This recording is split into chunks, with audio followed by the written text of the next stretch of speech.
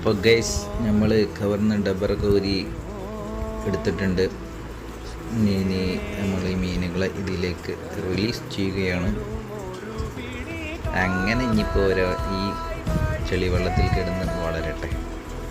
ചെളിവെള്ളമില്ല ഇലയും കാര്യങ്ങളൊക്കെ വീണ് നമ്മൾ ചിങ്ങക്ക് വേണ്ടി സെറ്റാക്കിയതാട്ടോ. അടിയിൽ ചെളിൻ്റെ മേൽഭാഗത്ത് ഇലയൊക്കെ വീണതാണ്.